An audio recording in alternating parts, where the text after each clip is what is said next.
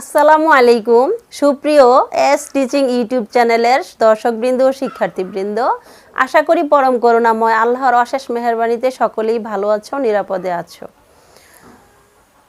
তো লাস্ট উইকে আমি কোনো ক্লাস দিতে পারিনি, কারণ আমি বেশ কিছুদিন অসুস্থ ছিলাম। তো এখন আল্লাহর অশেষ কৃপায় ভালো আছি, আবার তোমাদের মাঝে ফিরে এসেছি। তো দেখা গেছে যে গত ক্লাসগুলোতে যে গ্রামার বেসিক আলোচনা করেছিলাম তার মধ্যে প্রনাউনের পার্সোনাল প্রনাউনটা নিয়ে ডিটেলস আলোচনা হয়েছে। তো অনেক শিক্ষার্থীরাই দেখা গেছে যে পার্সোনাল প্রনাউনটা সম্পর্কে মোটামুটি ধারণা রাখে, কিন্তু বাকি প্রনাউনগুলো সম্পর্কে তারা কিছুই জানে না।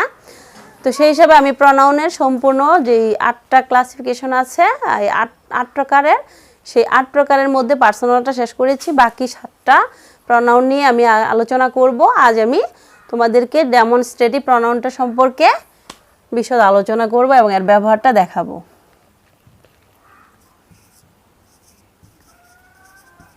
Demonstrative pronounce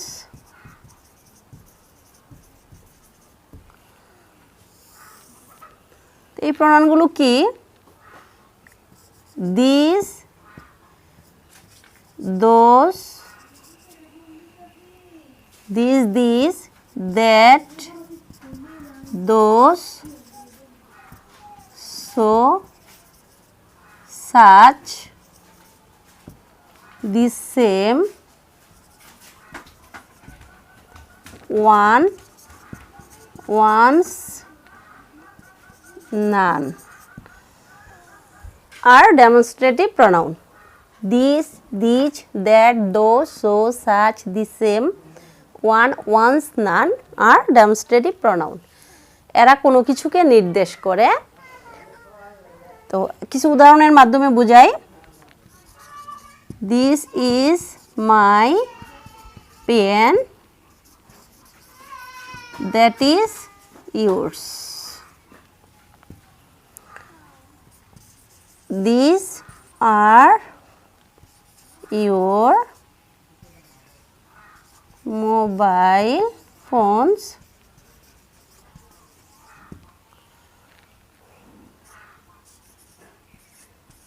those are my books,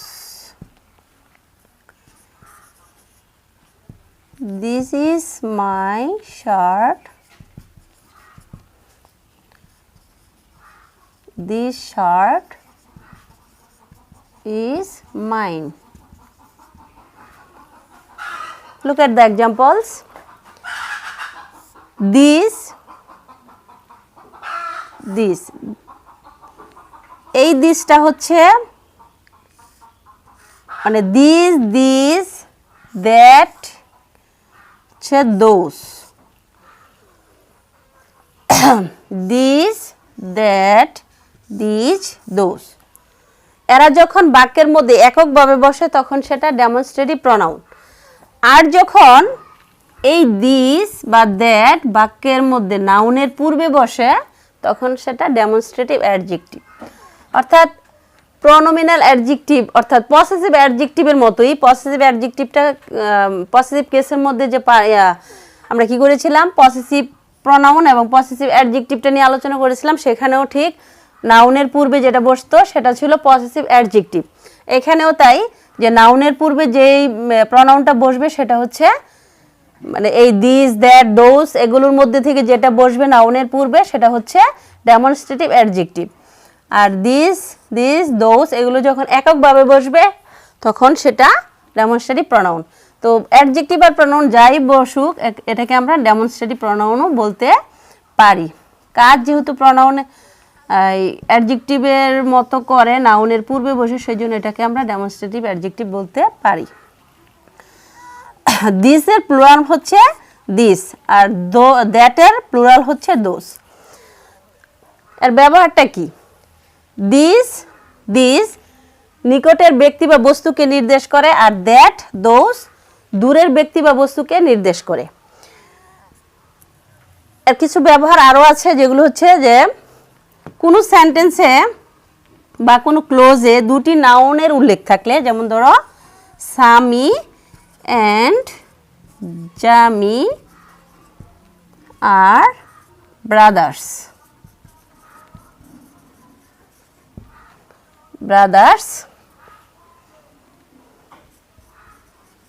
This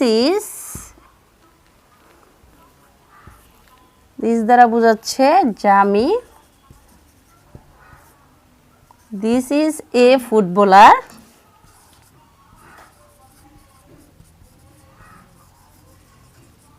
And লিখে তারপরে বোঝাচ্ছি Sami and that is a cricketer. খেয়াল করো এখানে জিনিসটা যে দুটো কোনো সেন্টেন্স বা ক্লোজে যদি দুটো নাউনের উল্লেখ থাকে, এখানে সামি অ্যান্ড জামি হচ্ছে দুটো নাউনের উল্লেখ থাকলে যখন আমরা তাদের পরিবর্তে ডেমনস্ট্রেটিভ প্রনাউনগুলো বসাবো তখন দ্বিতীয় নাউন মানে পরবর্তী নাউনটার পরিবর্তে আমরা লিখব দিস। এখানে দিস বলতে জামিকে বোঝাচ্ছে এবং পূর্ববর্তী নাউনটার পরিবর্তে লিখব দ্যাট। এখানে সামি হচ্ছে পূর্ববর্তী নাউন, অর্থাৎ দ্বিতীয় নাউনের পরিবর্তে দিস, প্রথম নাউনটার পরিবর্তে দ্যাট ব্যবহার করতে হয়। কারণ আমরা তো জানতেছি যে নাউনের পরিবর্তে প্রনাউনগুলো বসে, তো এখানেও দিস দ্যাট এই দুটো নাউনের পরিবর্তে ব্যবহৃত হয়েছে।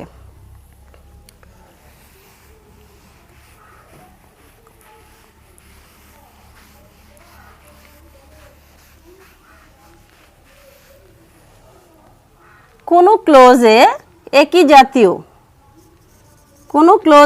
একই জাতীয় নাউনের মধ্যে তুলনা করার সময় পূর্ববর্তী কোনো নাউনের পুনরাবৃত্তি এড়ানোর জন্য দিস এবং দ্যাট এবং দোজ ব্যবহৃত হয়। দি রাইস অফ বরিশাল একটা উদাহরণের মাধ্যমে বুঝাই। The rice of Barisal is better than that of Dinajpur.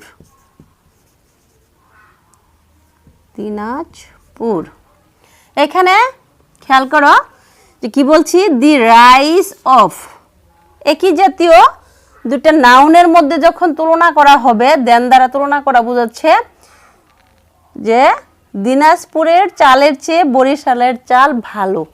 এখানে দুটো নাউনের মধ্যে তুলনা বোঝাচ্ছে, সেই ক্ষেত্রে দি রাইস অফ এটার পরিবর্তে আমরা লিখব দ্যাট অফ, আর এটা সিঙ্গুলার সেই জন্য সিঙ্গুলারের ক্ষেত্রে হয় দ্যাট অফ, আর যদি প্লুরাল হয় তাহলে লিখব দোজ অফ।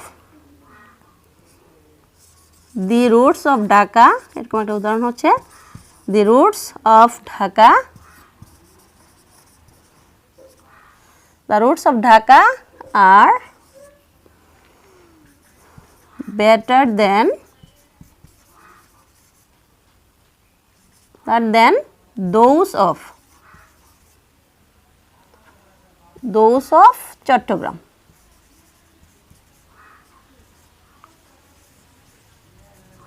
চট্টগ্রাম। তাহলে এখানে আমরা দ্য রুটস অফ কথাটা উল্লেখ না করে কি করলাম, দোষ লিখলাম। আর এটা যেহেতু বহুবচন সেই জন্য এখানেও কি দেওয়া হচ্ছে, দোষটা বহুবচনে দেওয়া হয়েছে। তাহলে কি হলো যে কোনো সেন্টেন্সে একই জাতীয় নাউনের তুলনা করার সময় পূর্বে উল্লেখ আছে এরকম নাউনের পরিবর্তে, মানে এই নাউনটাকে দ্বিতীয়বার না লিখে তার পরিবর্তে আমরা দ্যাট অফ লিখব একবচনের ক্ষেত্রে, আর প্লুরালের ক্ষেত্রে লিখব দোজ অফ। তো এখানে the rice of Barisal is better than that of Dinajpur, এখানে দ্যাট অফ আমরা লিখেছি, দি রাইস অফ লিখলে কথাটা কেমন একটা অসৌন্দর্য মনে হয়। The rice of Barisal is better than the rice of Dinajpur. The roots of Dhaka are better than the roots of Chittagong. The roots এই কথাটাকে এড়ানোর জন্য এবং দি রাইস দ্বিতীয়বার না লিখে আমরা তাদের পরিবর্তে এই ডেমনস্ট্রেটিভ প্রনাউন দ্যাট আর দোজ ব্যবহার করেছি। পূর্ববর্তী কোনো বক্তব্য যদি প্রেজেন্ট টেন্সে থাকে তাহলে হবে দিস এবং পাস্ট টেন্সে থাকলে হয় দ্যাট। যেমন ধরো, you should go there and this is urgently লি এই বাক্যটা প্রেজেন্ট টেন্সে আছে সেই জন্য এখানে দিস ইউজ করা হয়েছে he did the work and that was time এটা পাস্ট ফর্মে আছে সেই জন্য এখানে দ্যাট ইউজ করা হয়েছে তাহলে বিষয়টা কি যে পূর্বের কোনো বক্তব্য যদি প্রেজেন্ট টেন্সে থাকে তাহলে পরবর্তীটার ক্ষেত্রে নাউনের পরিবর্তে হবে দিস আর যদি পাস্ট ফর্মে থাকে তাহলে হবে দ্যাট ইউজ করতে হয়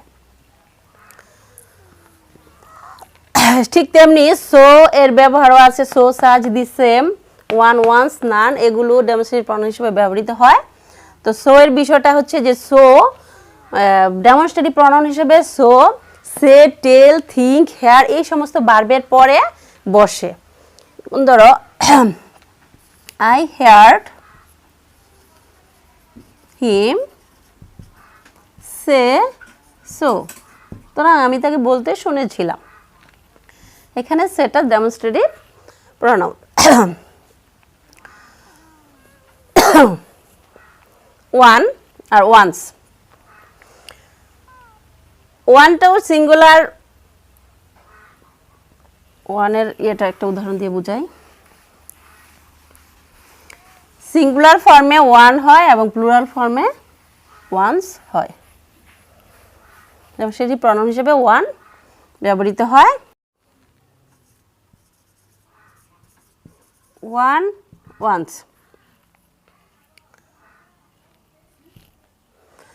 পূর্বে উল্লেখিত কোনো নাউনের পুনরাবৃত্তি এড়ানোর জন্য ওয়ান অথবা প্লুরাল ফর্মে ওয়ান্স বসে this is your pen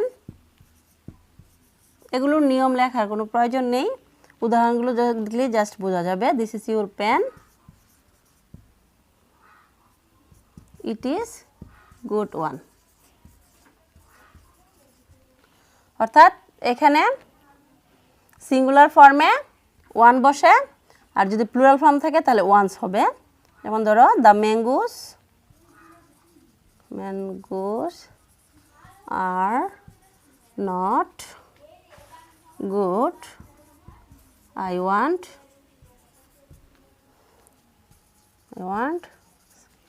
want some good ones কি হলো দি ম্যাঙ্গোসটা হচ্ছে বহুবচন আর তার পরিবর্তে ওয়ানটা হয়েছে তোমার বহুবচনের জন্য ডেমনস্ট্রেটিভ প্রনাউন ওয়ান্সটাও বহুবচনেই বসেছে ওয়ান্স একটা জিনিস এখানে খেয়াল করো যে ভার্বগুলো কি হচ্ছে সিঙ্গুলার সাবজেক্ট থাকলে ভার্বটাও সিঙ্গুলার হয় প্লুরাল সাবজেক্ট থাকলে ভার্বটাও প্লুরাল হয় এই জিনিসটা সাবজেক্ট ভার্ব এগ্রিমেন্টের বেলায় আমি একটু আলোচনা করে নিব তো এখানেও এটা দৃশ্যনীয় যে সিঙ্গুলার সাবজেক্ট থাকলে ভার্বটাও হয় সিঙ্গুলার আর প্লুরাল ভার্বের সাবজেক্টের ক্ষেত্রে ভার্বটাও হয় প্লুরাল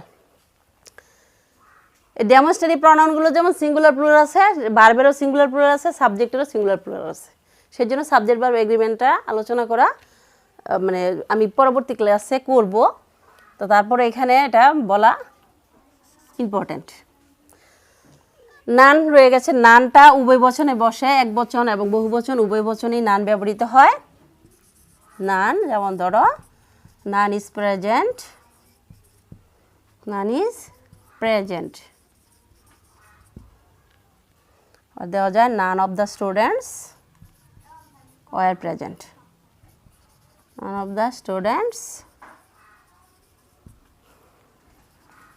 were present তাহলে কি হলো নানটা এক বচনেও বসে নানটা আবার বহু বচনেও বসে তো এই হলো ডেমনস্ট্রেটিভ প্রনাউনের যে ব্যবহারটা এই কটা ব্যবহার এখানে আমি দেখাইলাম তোমরা এগুলো একটু খেয়াল রাখবে তাহলে তোমাদের পরবর্তী যেই কম্পিটিটিভ এক্সামগুলো আছে সেগুলোতে কোনো সমস্যা হবে না তো আজ যারা প্রথমবারের মতো আমার চ্যানেলটা দেখছেন তারা অবশ্যই সাবস্ক্রাইব করবেন আর যারা ইতিমধ্যে সাবস্ক্রাইব করেছেন তারা একটা শেয়ার দেবেন কারণ আপনার একটা শেয়ারে অনেকেই উপকৃত হতে পারে আল্লাহ হাফেজ